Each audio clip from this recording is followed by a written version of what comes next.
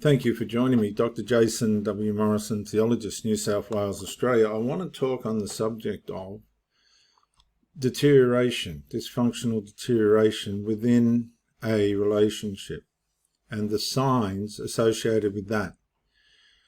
What is going to be the instigation of that usually is an issue, whatever that issue may be. It could be a dysfunction, it could be a neglect, it could be something that's been forgotten. It could be absence. It could be silence. It could be outside interference. It could be a habit. It could be multiple things all at once. But whatever the issue is, if it's unresolved, if there's a counterproductive, non-functional, incompetent, disadvantageous way in which this thing's being neglected, disordered or maladjusted way in which this is being undealt with, then it's going to lead to a loss of attraction and stress. Now, there's a scripture, I want to read it for you, in Proverbs chapter 11, verse 4. Riches do not profit in the day of wrath. Now, if we put this in a relationship context, basically we could say when the trouble starts, wealth can't fix it. When the trouble, psychological relationship trouble starts, not financial or anything like that, trouble in which we need to have an adaptive way in which to repair the situation, riches will not profit under that stress. It will be fruitless. It'll be feckless, worthless. But righteousness, now let's say doing right delivers, saves, leads us away from death, and that could be the death of the relationship. And whilst possible, none of us want to be on the end of the injurious result of an unpurposed and weak relationship, an unworkable situation, good for nothing, no good, defective situation. So the scriptures really help us here, because riches, material things, right? You might have all the material things. Here it's presumed that you have everything you could want, but it's not going to profit you in a situation or a circumstance in which it's going to take more than that. Sometimes relationship breakdowns are a result of not what we do have or what we don't have, but who we are and who we're not. And if we present ourselves to be something in the beginning that we're not, as the relationship wears on, this toxic, chameleonized, profitless approach, ineffectual approach, will come out and undermine the progression, the positive progression of the relationship. It'll be counterproductive. So what we're trying to do here is make sure that individually, as people, we have all the faculties and senses and information and knowledge that we need, experientially and theoretically, to be able to manage ourselves correctly when situations start to happen. Now, more often than not, relationships, once things aren't dealt with, things become unprofitable. They head towards a slow death. The purposelessness and inept, weak, non-functional, unusual, expendable parts of the relationship become the focus.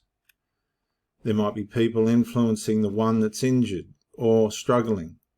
You don't need him. What's he there for? You know, he's abnormal, he's maladaptive, he's unstable, disordered. All this stuff that can be thrown at you. He's difficult, disobedient.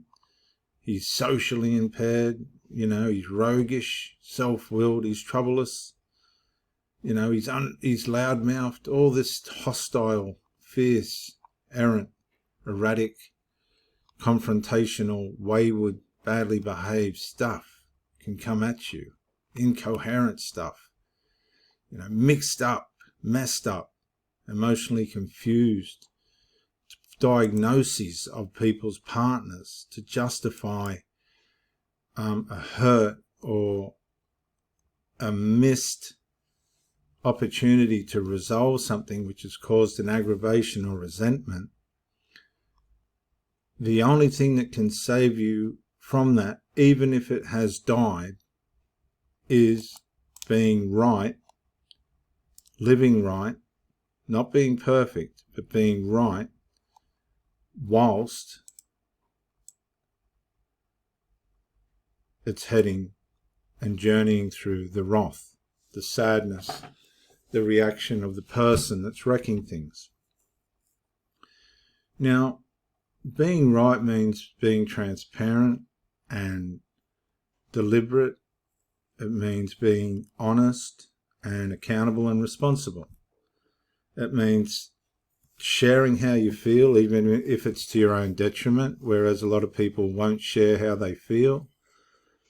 They won't tell what they truly think. And a cop-out for that in our day is you'll get a lot of people say, well, I couldn't speak to you because you used to yell, and that's not because you were hot-tempered and uncooperative. You were combative, pugnacious, problematic when I tried to speak to you. But that's not always the case. That can be used as an excuse. If somebody's fiercely trying to listen in a harmonious and observant way, in an ordered, maligned way, and all they're getting in return is you're narcissistic and you're difficult, you're a cuckoo, you know, you're messed up, you're delirious, unsound, that's not going to contribute to the effort that the person might be making that's caught up in the other person's wrath. Sometimes people go into wrath and there's no way for you to find yourself way out. I don't think that initially you should be silent. I think initially you should say, look, this is how I feel, this is what's going on. Standing there and going, I can't speak to you because you're not going to listen, or you never listen, or you raise your voice, or whatever, that ain't going to fix anything.